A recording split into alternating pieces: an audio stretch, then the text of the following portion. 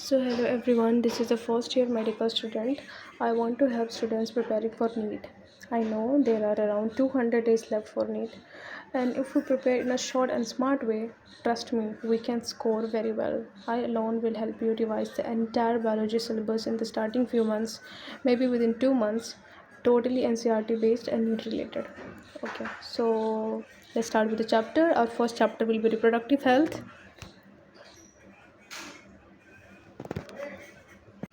तो WHO के according ना total wellbeing in all aspects of reproduction, जैसे physically, socially, emotionally, behaviourally fit होना ही रिप्रोडक्टिवली फिट होना बोलते हैं. ठीक है, कुछ प्रॉब्लम्स एंड स्ट्रैटेजीज आती है इसमें, जैसे कि इंडिया जो है was among the first country to initiate family planning programmes किस ईयर में, 1951 में. ठीक है, ये ऑलरेडी मैंने यहाँ पे लिख दिया है कि इनिशिएट हुआ था ये फैमिली प्लानिंग प्रोग्राम किस ईयर में, इन द ईयर 1951.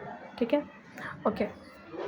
फिर अपने पास जो नेक्स्ट आने वाला है इस टॉपिक इस चैप्टर में, डैट इज़ RCH. ठीक है, अब RCH जो है ना वो क्या है, RCH है reproductive and child health care programmes. ठीक है, ये इम्प्रूव प्रोग्राम्स है जो कि कवर करता है वाइडर रिप्रोडक्टिव रिलेटेड एस्पेक्ट्स को. ठीक है, अब देखो इसमें मेजर टास्क क्या आता है RCH में. ठीक है, वो हम मेंशन करने वाले. मेजर टास्क RCH में आता क्या है, मेजर टास्क है to create awareness among people. ठीक है, लोगों में ना नॉलेज ही नहीं है. ठीक है, तो इसका मेन मोटिव था कि लोगों को अवेयर करें कि कैसे STD एड्स से बच सकते हैं. राइट, फिर नॉर्मली जैसे कि सेक्स एजुकेशन स्कूल्स में देना. ठीक है, ऐसा ज़रूरी नहीं है कि सिर्फ स्कूल्स में सेक्स एजुकेशन मिले, भाई फैमिली फ्रेंड्स के थ्रू भी हमें काफ़ी कुछ सीखने को मिल सकता है. ठीक है, प्रॉपर इन्फॉर्मेशन होना अबाउट रिप्रोडक्टिव ऑर्गन्स के बारे में. ठीक है, रिप्रोडक्टिव ऑर्गन्स पर प्रॉपर इन्फॉर्मेशन होनी चाहिए, क्या सही है, क्या गलत है, क्या करना है, कब किस एज में क्या नहीं करना है, मैनी थिंग्स. राइट, तुम्हें पता है कि when we come in puberty, adolescence, तो उस एज में हम अपना रिप्रोडक्टिव ऑर्गन्स का we have to take care. Right, maintain hygiene. Right, safe and hygiene sexual practices होने चाहिए. ठीक है, उसके बाद से एजुकेट करना पीपल को, स्पेशली फर्टाइल कपल को and those in marriageable age group में, कि बर्थ कंट्रोल ऑप्शंस क्या क्या है. भाई पॉपुलेशन बढ़ते जा रहा है इंडिया का, तो क्या क्या ऑप्शंस है. इंडिया ने भी ऐसे इनिशिएटिव निकाला, मतलब गवर्नमेंट ने निकाला था कि हम दो हमारे दो, ऐसे ऐसे कुछ स्लोगन्स निकाले थे पीपल को ऐसे अवेयर करने के लिए, थोड़ा मोटिवेट करने के लिए कि कैसे मतलब कंट्रोल करना है और कैसे ऐसे ऐसा नहीं है कि अनवांटेड प्रेगनेंसीज जो है उसे अवॉइड किया जा सकता है. ठीक है, पोस्ट नेटल केयर होना यानी केयर ऑफ प्रेग्नेंट मदर्स होना. ठीक है, क्या इंपॉर्टेंस है ऑफ फर्स्ट मिल्क का, मदर का जो है ब्रेस्ट फीडिंग का क्या इंपॉर्टेंस है. ठीक है, इक्वल अपॉर्चुनिटीज़ होना मेल और फीमेल्स के लिए. ठीक है, तो ये सारी चीज़ें हैं जो कि मैं यहाँ पे लिख रही हूँ, मेंशन कर देती हूँ मैं. ठीक है, ओके. तो देखो पेरेंट्स, क्लोज रिलेटिव्स या टीचर्स, फ्रेंड्स, ये सब तो हमें ऑलरेडी ये सब के बारे में कुछ आइडिया नॉलेज देते ही है. ठीक है, पीपल को एजुकेट करना भी बहुत ज़रूरत है. ठीक है, अब देखो अपने पास क्या आता है ना कि implementation of various action plans. ठीक है, देखो successful implementation of various action plans to attain reproductive health requires. ठीक है, ओके. देखो स्ट्रॉन्ग इंफ्रास्ट्रक्चर फैसिलिटीज़ होना. ओके, तो तुम्हें IVF के बारे में तो सुना होगा ना. ठीक है, अब देखो सब पता सबको है, बट हर कोई इस चीज़ को नहीं कर सकता, क्योंकि जो फैसिलिटीज़ है ना वो इंडिया में हर कोने कोने जगह में हर जगह तो नहीं है, और है भी तो उसके लिए लोगों के पास पैसे नहीं है. भाई क्यों होगा, क्योंकि इतना एक्सपेंसेस है उसका. क्यों एक्सपेंसेस है, क्योंकि भाई एकदम प्रोफेशनल एक्सपर्टीज़ रहते हैं उसमें. ठीक है, स्ट्रॉन्ग इंफ्रास्ट्रक्चर फैसिलिटीज़ होता है भाई, तो ओबियसली पैसे वैसे तो सब तो लग रहे हैं. ठीक है, ओके. तो अभी ये इसके बाद हम क्या नेक्स्ट टॉपिक पढ़ने वाले हैं ना, डेट इज़ एमनियोसेंटेसिस. एमनियोसेंटेसिस क्या होता है, तो अभी तक हमने जो इंट्रो वगैरह थोड़ा चैप्टर का देखा और कुछ कुछ ऐसी चीज़ें नॉर्मल जो बेसिक्स है वो हमने देख लिया फर्स्ट पेज में. राइट, और ये मैंने ऑलरेडी सारी चीज़ें यहाँ पे मेंशन कर रखी है. Now coming to the next topic that is amniocentesis. ये टॉपिक इंपॉर्टेंट हो सकता है क्योंकि यहाँ से आई गेस क्वेश्चन आ सकते हैं. ठीक है, देखो एमनियोसेंटेसिस इन्वॉल्व करता है withdrawing some of the amniotic fluid that bathes developing foetus, analyse the foetal cells and dissolve substances. तुम्हें पता है कि जब बच्चा होता है तो पहले के टाइम पे क्या होता था कि फैमिली जो होती थी ना वो फीमेल फिटिसाइड कराती थी. ठीक है, फीमेल फीटिसाइड कराती थी। और ऐसा भी करते थे कि जब उनको पता चल जाता था कि लड़की है पेट में, तो फिर अबॉर्शन करा देते थे, ठीक है। So many things. बट एम्नियोसेंटेंसिस का इम्पोर्टेंस क्या है ना, मतलब इसका लोगों ने ना एडवांटेज उठाया है, ठीक है। एम्नियोसेंटेंसिस क्यों किया गया है भाई, वो इसलिए करा गया है सो दैट जो बच्चा है जो पेट में है, तो नॉर्मली जो डॉक्टर्स है वो एमनियोटिक फ्लूइड होता है जो बच्चे के अराउंड रहता है, उसको निकालते हैं, उससे पता लगता है कि बच्चे का जेंडर क्या है, ठीक है। बट मेन मोटिव जेंडर का पता करने का नहीं था, वो इसलिए किया जाता है सो डैट हम पहले ही बच्चे का टेस्ट ले पाए कि बच्चे को कहीं कोई बीमारी तो नहीं है ना। जैसे Down syndrome, haemophilia, sickle cell anaemia. It is also use to determine the survivability of the foetus, कि भाई कितना टाइम तक बच्चा ज़िंदा रह सकता है, कितना नहीं, ये सेफ प्रेगनेंसी है कि नहीं है। It can also reveal the babies gender, ये तो ऑलरेडी पता है। और लोग क्या करते थे कि बस यही चीज़ के लिए एम्नियोसेंटेसिस कराते थे, पता लगाने के लिए कि लड़का है कि लड़की है। सो ये भाई हो गया इलीगल, ठीक है, क्योंकि गलत काम करने लगे फिर, तो इस चीज़ को क्या किया गया, बंद कर दिया गया। हालांकि इसके बारे में और ज़्यादा आगे पढ़ने को मिलेगा, ठीक है, बट अभी तक मैं इतना बोलती हूँ। मिसयूज़ तो यही हुआ था। मिसयूज़ की बात करें तो to determine the sex of an unborn child mainly leading to female foeticides, ये ऑलरेडी मैंने बोल दिया है, ठीक है।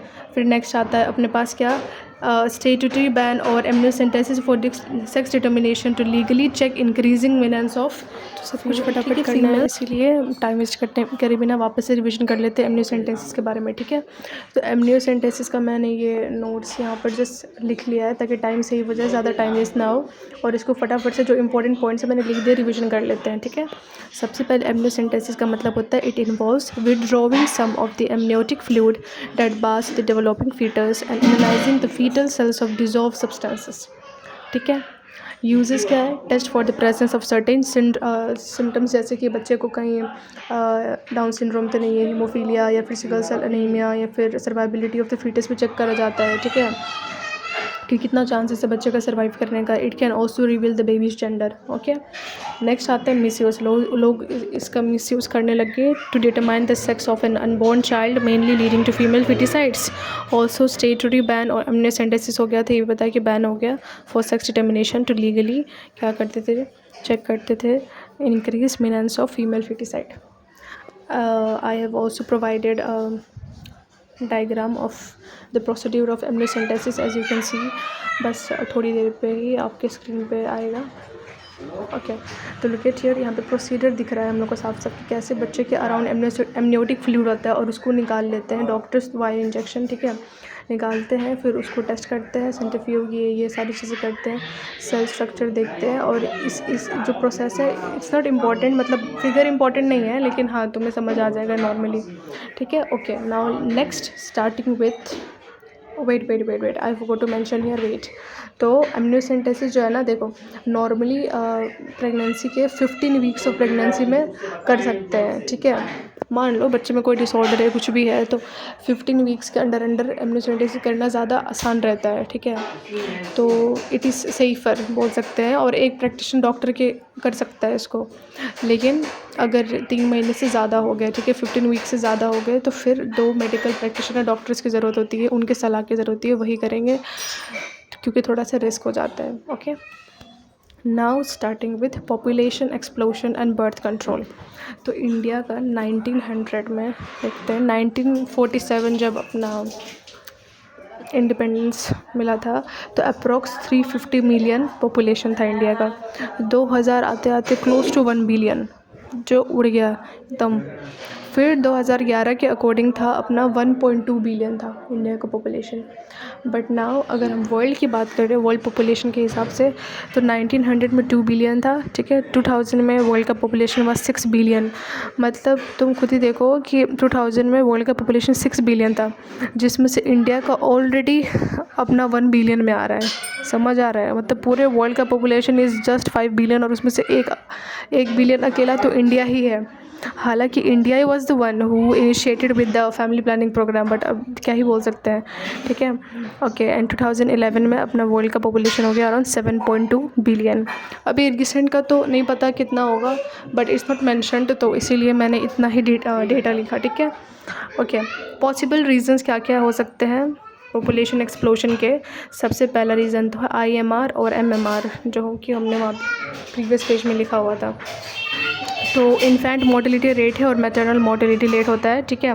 तो 2011 सेंसस के रिपोर्ट के हिसाब से पॉपुलेशन ग्रोथ रेट है ना वाज लेस देन 2%। ये क्वेश्चन पूछता है इन MCQ में, ऑब्वियसली नीट का MCQ बेस्ड है, तो उसमें क्वेश्चन आता है कि 2011 सेंसस के अकॉर्डिंग जो है population growth rate was less than 2%, that is 20 पर 1000 पर ईयर, ठीक है। और पॉपुलेशन ग्रोथ इंडिकेटर्स, क्या क्या चीज़ें इंडिकेट करता है कि पॉपुलेशन ग्रोथ हो रहा है। सबसे पहली चीज़ तो है नेटैलिटी और बर्थ रेट। देखो मैं फास्ट बोल रही हूँ बिकॉज ये बिल्कुल रिवीजन टाइप का होना चाहिए, ऐसे टाइम पास वाला नहीं चाहिए, है ना। फटाफट से करना है, टाइम पास नहीं करना है। और तुम लोग को ऑलरेडी चैप्टर के बारे में पूरा आइडिया है, this is only a revision series. तो भाई रिवीजन में तो 2x की स्पीड पे ही बोलेंगे, तुम्हें स्पीड भी नहीं बढ़ाने की ज़रूरत पड़ जाए, ठीक है। तो रिवीजन है, तो इसीलिए मैं फ़ास्ट चल रही हूँ। एंड ऑब्वियसली यार ये सारे रिवीजन करने के लिए है, तो तुम ये मत सोचना कि अभी बैठेंगे तो हो जाएगा, लेकिन यू कैन ट्राई, ठीक है। क्योंकि नोट्स भी मैं लिख रही हूँ यहाँ पर, मेरे लिए थोड़ा पॉसिबल नहीं है, जैसे भी मैंने एडजस्ट करके मैं रिकॉर्ड कर रही हूँ, बट कभी कभी ब्लर हो जाता है स्क्रीन पे ऐसे, अब जैसे अभी हो गया यू कैन सी, तो it's not possible. And background में भी बहुत नॉइज़ है, तो प्लीज़ ट्राई टू कोऑपरेट, ठीक है। तो अपने पास आता है फिर पॉपुलेशन ग्रोथ इंडिकेटर्स में सबसे पहले आता है नेटैलिटी और बर्थ रेट, ठीक है। तुम देख नहीं भी पा रहे हो अगर स्क्रीन पर, कोई बात नहीं, you can hear me right. अच्छे से ईयरबड्स लगा के जस्ट लिसन टू मी, समझ आ जाएगा सब। नेटैलिटी और birth rate, number of life births per 1000 individuals in population per year कितने ऐसे लाइफ बर्थ्स हो रहे हैं, ठीक है, 1000 इंडिविजुअल्स। मॉर्टेलिटी या फिर हम बोल सकते हैं इसको डेथ रेट, ठीक है। तो डेथ रेट में भी नंबर ऑफ डेथ्स पर ईयर कितने, 1000 इंडिविजुअल्स या पॉपुलेशन पर ईयर, सेम चीज़। तो बेसिकली तुम्हें जानना है कि नेटलिटी बर्थ रेट होता है, मोर्टेलिटी डेथ रेट होता है, ठीक है। You can C in the screen पे। मैटरनल मोर्टेलिटी रेट में क्या होता है, जब मैटरनल डेथ्स मतलब कोई प्रेग्नेंट वूमेन है और फिर वो मर जाए, तो उस केस में due to pregnancy, you know, during gives birth period is around 1 lakh life births during the same time period. Infant mortality rate मतलब बच्चों की, ऐसे स्टिल बर्थ बेबीज़ भी होते हैं जो पैदा होते ही उनकी डेथ हो जाती है, तो उसकी बात हो रहा है यहाँ पे। Infant mortality rate, infant deaths है फॉर 1000 लाइफ बर्थ्स, ठीक है।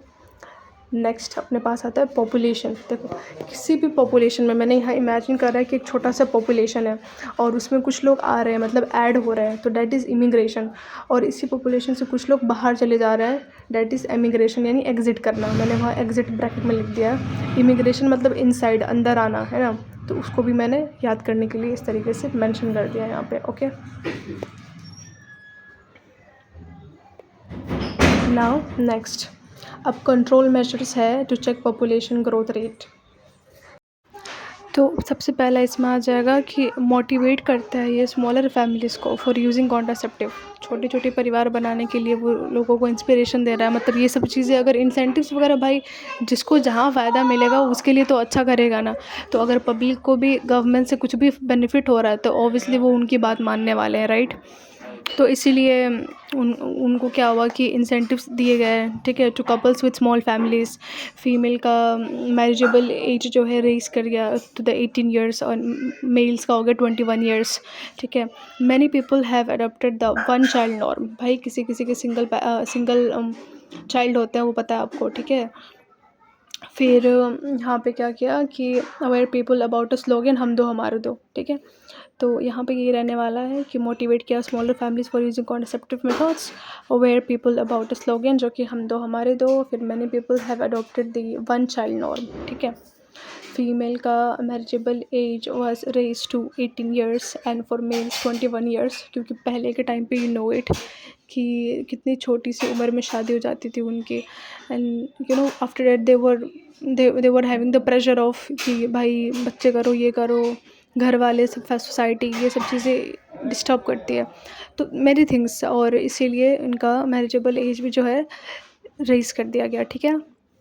इंसेंटिव्स टू स्मॉलर मतलब to couples with small families, भाई जिसके छोटे परिवार है उनको तो फ़ायदा है, ठीक है। Now next coming to contraceptive methods, most important topic, obviously इसमें से क्वेश्चन बनेगा एंड ऑब्वियसली चैप्टर भाई इतना छोटा है तो कहाँ से क्वेश्चन बनेगा, यहीं से बनेगा ना। Every single point is important, every part of the chapter is important, put your concentration here, ठीक है। Avoid all the background sound जो भी चल रहा है मेरे पीछे, प्लीज़, हाँ, ठीक है। तो एक आइडियल कॉन्ट्रासेप्टिव किसे कहते हैं, जो कि यूज़र फ्रेंडली हो, ठीक है। ऑब्वियसली जैसे एक आइडियल स्टूडेंट होता है जो कि पंक्चुअल हो, और टॉपर भी रहे, पढ़ाई भी करे, और बाकी सब चीज़ों में भी एक आइडियल स्टूडेंट वो होता है जो प्रोग्राम स्कूल फंक्शंस भी कर ले, ये भी कर ले, तो समवन जो कि जिसमें सारे गुण होने चाहिए, राइट। सिमिलरली आइडियल कॉन्सेप्ट का मतलब है कि यूज़र फ्रेंडली भी हो, इजीली अवेलेबल हो, इफेक्टिव हो, ठीक है, एंड नो और लीस्ट साइड इफ़ेक्ट्स, ऑलमोस्ट निल साइड इफ़ेक्ट्स हो, भाई उसके साइड इफ़ेक्ट्स होने नहीं चाहिए हम पर, ठीक है। Not interfere with the sexual drive, desire और the sexual act of user, obviously भाई कोई डिवाइस तुम यूज़ कर रहे हो और उससे तुम्हारे बॉडी के फंक्शन को अगर डिस्टर्बेंस हो रहा है, इंटरफेरेंस हो रहा है, तो ऑब्वियसली वो चीज़ आइडियल नहीं है तुम्हारे लिए, राइट। तो इवन कॉन्ट्रासेप्टिव्स भी ऐसे हैं कि they do not interfere with the normal functions of the body, right. और एक इसका इम्पॉर्टेंट एक वो लाइन रहेगी कि ये रिवर्सिबल होता है, तो I miss this line, but हाँ मैंने लिख दिया है थोड़ी देर में, ठीक है। तो ये जो है रिवर्सिबल होता है, okay. Okay, so coming to the next topic will be contraceptive methods. क्या क्या मेथड्स है भाई, मेथड्स देखो नेचुरल है या फिर ट्रेडिशनल मेथड है, सर्जिकल मेथड भी है, इंजेक्शंस या इम्प्लांट्स भी है, ठीक है, और फिर केमिकल मेथड्स है, बैरियर्स है, आईयूडीज है, इंट्रायूटेरिन डिवाइसेस, और ओरल कॉन्ट्रासेप्टिव्स भी है। तो वैरायटी तो बहुत है भाई, ठीक है। सबसे पहले हम बात करेंगे नेचुरल मेथड्स की, ऑलराइट। तो देखो कैसा है, जो नेचुरल मेथड्स है ना, वो वर्क करता है एक प्रिंसिपल पे of avoiding chances of ovum and sperms meeting. Obviously मतलब हम नेचुरल तरीके से बिना किसी डिवाइस का यूज़ करें, we are trying to prevent the meeting of ovum and sperm. Ovum नहीं बोलते हैं, okay, it's not ovum, it's ova, egg निकल जा रहा है मुँह से, so I am sorry for that, ठीक है। तो फ़िज़िकल मीटिंग जो है ना, हम अपने तरीके से अवॉइड करते हैं, कोशिश करते हैं कि हम बिना कोई डिवाइस यूज़ करे दोनों का मीटिंग रोक पाए, ठीक है। तो इसलिए इसको नेचुरल मेथड बोला गया, ऑब्वियसली द नेम इटसेल्फ। तो do not require any devices और मेडिसिन्स, ठीक है। तो इसकी एक सबसे मतलब वो है ना, बुरी बात है ना, that it has high failure rate. Obviously तुम कोई चीज़ अपने मन से नेचुरल तरीके से कुछ करने की कोशिश कर रहे हो, लेकिन वो ऐसी चीज़ है ना जिसमें फेलियर रेट भी ज़्यादा है, ठीक है। तो अपना जो नेचुरल वाला है ना या ट्रेडिशनल मेथड, इसमें फेलियर रेट सबसे ज़्यादा हाई है। साइड इफ़ेक्ट्स की बात करें तो साइड इफ़ेक्ट्स भाई नील साइड इफ़ेक्ट्स, क्योंकि तुमने कोई डिवाइस, कुछ मेडिकेशन कुछ लिया ही नहीं है, तो तुम्हें साइड इफ़ेक्ट्स क्यों होंगे, राइट। ओके, तो नेचुरल मेथड्स में भी अपने पास 3 टाइप्स की चीज़ें इसमें आ जाती है। तो नेचुरल में क्या क्या 3 तरीके हैं, let's study about it, okay. पहला है पीरियोडिक एब्स्टिनेंस, या फिर इसको बोलेंगे सेफ पीरियड या फिर रिदम पीरियड, और इसी को बोलते हैं कैलेंडर मेथड भी बोलते हैं, रिदम मेथड बोलते हैं। पीरियोडिक एब्स्टिनेंस मतलब, ठीक है। तो in this method couples avoid और abstain from coitus from day 10 to 17th of menstrual cycle when ovulation could be expected। obviously देखो हमें पता है कि जब for example a woman is bleeding, ठीक है, 1 to 5th डे तक उसका मेंसेस चलेगा, राइट। अब क्या है कि हमें पता है कि 14th डे पे जब द डे पीरियड होता है ना, उस दिन से काउंट करेंगे ना, तो ऑन द 14th डे क्या होता है, ओव्यूलेशन होता है, ठीक है। अगर 1 to 5 कोई वुमेन ब्लीड कर रही है और 14th डे पे उसका ओव्यूलेशन हो रहा है, तो स्पर्म की लाइफ स्पैन 3 डेज़ होती है, और एग जो ओवा है उसकी 1 डे, है ना। तो मान लो 14th डे पे तो ओव्यूलेशन हो रहा है ना, मान लो अपना स्पर्म जो है 11 या 12 को ही आ गया, इन मतलब वर्जाइना, सर्विक्स, यूटेरस और फैलोपियन ट्यूब में आकर अपना स्पर्म जो है बैठा हुआ है, और वो 11 या 12 को ही आ गया, लेकिन वो 3 दिनों तक ज़िंदा रह सकता है। तो 12, 13, 14 फिर आएगा 14th। तो 14th पे क्या होगा? ओव्यूलेशन, एग भी आ जाएगा फिर तो। स्पर्म तो ऑलरेडी 2 दिन से इंतज़ार कर रहा है, अब क्या हो जाएगा? फर्टिलाइजेशन। समझ आया? तो इसीलिए 10th to 14th डे तक, जो 17th डे तक जो बोला 10 to 17th, क्योंकि ऐसा भी तो हो सकता है ना कि 14th को एग बने, लेकिन अपना स्पर्म मान लो 14 या 15 को आ गया, तभी भी तो ओव्यूलेशन हो सकता है भाई, बिल्कुल चांस से हो सकता है, क्यों नहीं हो सकता? ठीक है, तो इसलिए मेंशन किया है कि 10 to 17th डे पे जो है it is the chances of fertilization high होते हैं इस टाइम पे। तो फर्टाइल पीरियड जो है। नेक्स्ट है विड्रोवल या फिर कोइटस इंटरप्टस। ठीक है, देखो विड्रोवल या कोइटस इंटरप्टस में सिंपल सी बात है कि जो अपना जो मेल होता है, ठीक है, तो कोइटस करने से पहले क्या करता है? इंसेमिनेशन करने से पहले वो इजैकुलेशन करता है। जो इजैकुलेशन करता है ना, तो मेल पार्टनर जो होता है बिफोर इंसेमिनेशन वो क्या करता है? विड्रोवल कर देता है। ठीक है, उसका जो सीमेन पार्ट होगा तो टू अवॉइड प्रेगनेंसी, मतलब वो फीमेल के वजाना में इंसेमिनेट करने से पहले बाहर पहले ही वो विड्रॉ कर देता है द सीमेन पार्ट, तो that is called as the withdrawal और द कोइटस इंटरप्टस। ठीक है, इससे प्रेगनेंसी अवॉइड हो जाती है। तो ये भी एक तरीका है कि अगर somebody wants to have coitus but फिर भी उनको प्रेगनेंसी नहीं चाहिए, तो इस तरीके से भी कर सकते हैं। That's the natural method. ठीक है, अब इस पेज पे आप देख सकते हो, मैंने एक्सप्लेन करने की कोशिश करी है कि मान लो किसी का 1 to 7th डे तक ब्लीड कर रहा है और फिर 14th को ओव्यूलेशन होता है, तो कैसे 11, 12, 13 को भी और 15, 16, 17 को भी रिस्क है, बिकॉज स्पर्म अपना पता है कि भाई उसका तो लगता है 3 दिन तक लाइफ स्पेन रहता है, इसलिए। नेक्स्ट पार्ट में मैंने वही सब वापस एक्सप्लेन कर दिया ऑलरेडी कि चांसेस फॉर फर्टिलाइजेशन हाई है, फर्टाइल पीरियड ज़्यादा रहता है इस टाइम पे। फिर विड्रॉवल मेथड बताऊंगी आगे मैं थोड़ी फास्ट हूँ, लेकिन मेरा वीडियो जो है वो थोड़ा स्लो है।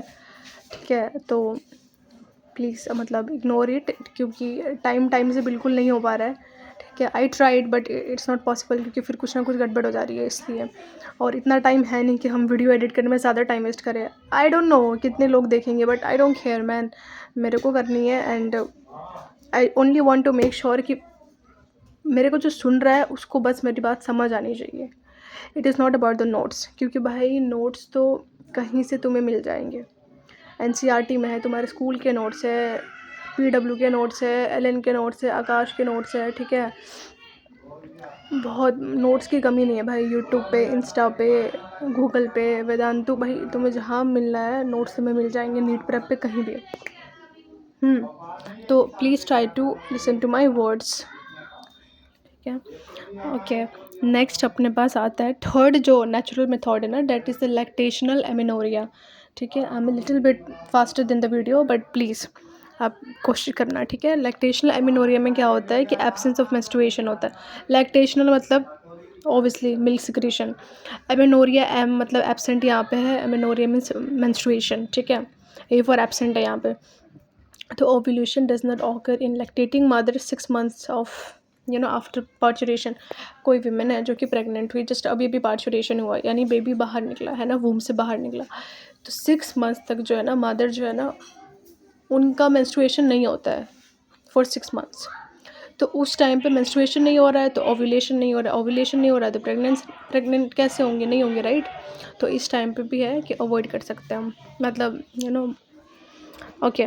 नेक्स्ट अपने पास आएगा अब barrier methods. Coming to barrier methods, तो बैरियर मेथड्स में मीन्स हम ओवम और स्पर्म को मिलने से रोक रहे हैं, लेकिन किसी फिजिकली किसी बैरियर चीज़ बनाकर। अभी तक तो नेचुरल तरीके से कर रहे थे, बट नाउ हम किसी चीज़ का यूज़ करेंगे दोनों का मीटिंग रोकने के लिए, राइट। सबसे पहला आ जाएगा कॉन्डोम्स। ठीक है, जो कि एक थिन रबर लैटेक्स से बना हुआ है, ये कवर करता है। कॉन्डोम्स पता है पेनिस को कवर करता है मेल में, और फीमेल्स में ना ये कवर करता है किसको? वजाइना को, और सर्विक्स इन फीमेल्स। ठीक है, ये प्रिवेंट करता है entry of ejaculated semen into the female reproductive tract.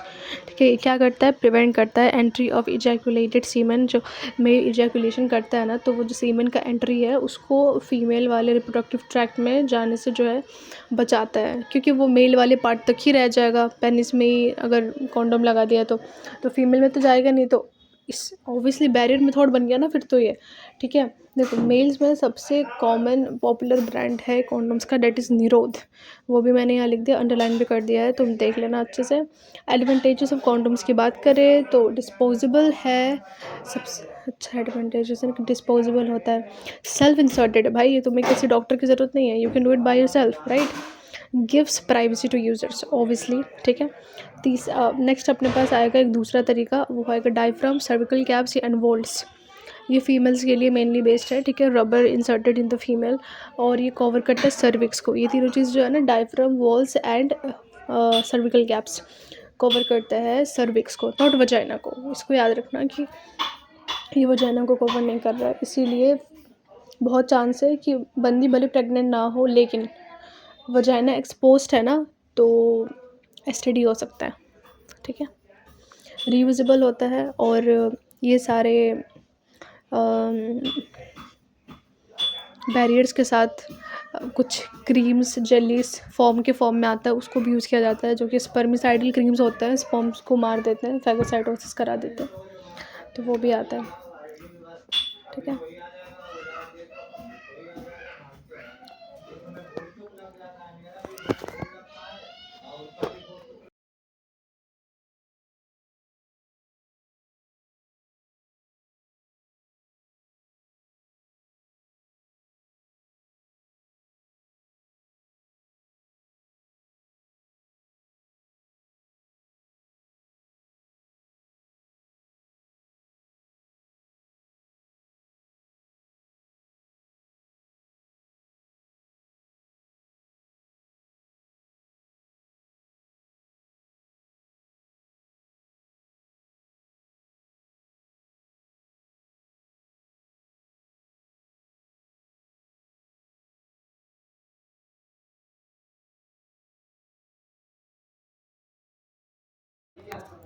तो अपने पास आयोडीज में टाइप क्या हो गया, नॉन मेडिकेटेड आयोडीज में लिपेज लूप हो गया, कॉपर रिलीजिंग में कॉपर आयंस हो गया, सप्रेस करता है स्पर्म की मोटिलिटी को। ठीक है, इसकी फर्टिलाइजिंग कैपेसिटी जो है उसको रोकता है। CUT, CU7 और मल्टीलोड 375 इसके एग्जांपल्स है। कमिंग टू हार्मोन रिलीजिंग, इसमें यूटेरस को अनसूटेबल बना देता है फॉर इम्प्लांटेशन। यूटेरस को ऐसा बना देता है ना कि भाई इम्प्लांटेशन हो ही नहीं सकता। ठीक है, इसीलिए ज़ाइगोट जो बनता है वो उसका इम्प्लांटेशन होने ही नहीं देगा, वो हार्मोन रिलीजिंग आईओडी का काम करता है कि अनसूटेबल बना देता है। तो इम्प्लांटेशन जो है तो सर्विक्स हॉस्टाइल कर देता है टू स्पर्म्स। इसका एग्जांपल है LNG-20 और प्रोजेस्टा सर्ट। LNG-20 एंड प्रोजेस्टा सर्ट, ये याद रखना। Okay, good. नेक्स्ट, अब देखो आईओडीज जो है ना क्या करता है, मेनली फैगोसाइटोसिस ऑफ स्पर्म्स कराता है, मतलब स्पर्म्स की डेथ, भाई मार देता है उनको। Ideal contraceptives for female who want to delay pregnancy और स्पेस बिटवीन चिल्ड्रन, भाई एक बहुत ही आइडल कॉन्ट्रासेप्टिव है ये। ठीक है, जिसको भी अपने बच्चों के बीच स्पेस लाना है या फिर थोड़ा सा डिले करना है प्रेगनेंसी, उनके लिए भाई बेस्ट है। Next coming to oral contraceptives, देखो small doses of either progestogens और प्रोजेस्टोन प्लस ईस्ट्रोजन, दोनों का कॉम्बाइंड फॉर्म में भी आता है। ये टैबलेट है और इसको कॉमनली बोलते हैं एज पिल्स। ठीक है, पीरियड ऑफ 21 डेज़ का होता है, starting preferably with in the first 5 days of menstrual cycle. ठीक है, और after a gap of 7 days during which menstruation occurs, फिर साइकिल को रिपीट करते हैं इन सेम पैटर्न। ठीक है, till female desires the, okay, जब तक फीमेल खुद नहीं चाहे कि ठीक है फाइनली अब हम, मेरा डिज़ायर है कि भाई मेरे को करना है, तब तक अनटिल एंड अनलेस, ये तो until and unless female desire करे, तब तक प्रिवेंट कर सकते हैं कॉन्ट्रासेप्शन को इस तरीके से। ठीक है, इसी साइकिल को कंटिन्यू करना है, फिर after a gap of 7 days वापस से तुम्हें ड्यूरिंग मेंस्ट्रुएशन फिर से वो लेनी है पिल्स। ठीक है, मोड ऑफ एक्शन क्या होता है देखो। नेक्स्ट, तो सी इनका क्या है, they inhibit the ovulation of implantation. ये क्या करते, इनहिबिट कर देते हैं ओव्यूलेशन ऑफ इम्प्लांटेशन, भाई होने नहीं देंगे। इफेक्टिवनेस क्या है, pills are very effective with less side effects. सबसे अच्छी बात ये है कि पिल्स बहुत इफ़ेक्टिव होते हैं, जल्द से जल्द काम करेंगे ऑब्वियसली, और इनके साइड इफ़ेक्ट्स बहुत कम होंगे। देखो सहेली, ठीक है, इस पे सवाल आता है, याद रखिए इसको, इसलिए मैंने बॉक्स भी बना दिया है इस पे, ठीक है। तो जो सहेली है ना, एक न्यू ओरल कॉन्ट्रासेप्टिव है, फीमेल्स के लिए है ऑब्वियसली, ठीक है, और ये नॉन स्टेरॉयडल प्रिपरेशन है एक। देखो इस पे सवाल आता है, कभी कभी होता है ना कि हम इतना ज़्यादा पढ़ाई कर लेते हैं ना कि हमें सिंपल से सिंपल क्वेश्चन भी ना कन्फ्यूजन में या फिर एक डिलेमा में डाल देता है कि ये था कि ये था, ठीक है। तो भाई ऑप्शंस तो पता ही है कि हमें कन्फ्यूजन हो जाता है। अब इसमें मेरे को याद है मेरे टाइम पे क्वेश्चन में ऐसे हुआ था कि सहेली वाज एक ऑप्शन स्टेरॉयडल, ठीक है, दूसरा नॉन स्टेरॉयडल, ठीक है भाई, ओरल कॉन्ट्रासेप्टिव, या फोर्थ ऑप्शन कुछ और। ऐसा हो जाता है कि हम भूल जाते हैं कि स्टेरॉयडल है कि नॉन स्टेरॉयडल है। इसको याद रखना है कि जो सहेली है ना, एक ओरल कॉन्ट्रासेप्टिव फीमेल के लिए, और दूसरी बात ये है कि एक non steroidal preparation, non steroidal hormone, भाई ये नॉन स्टेरॉयडल है, याद रखना। इस पे से क्वेश्चन आता है, इसीलिए मैं स्ट्रेस कर रही हूँ इस पर, ठीक है।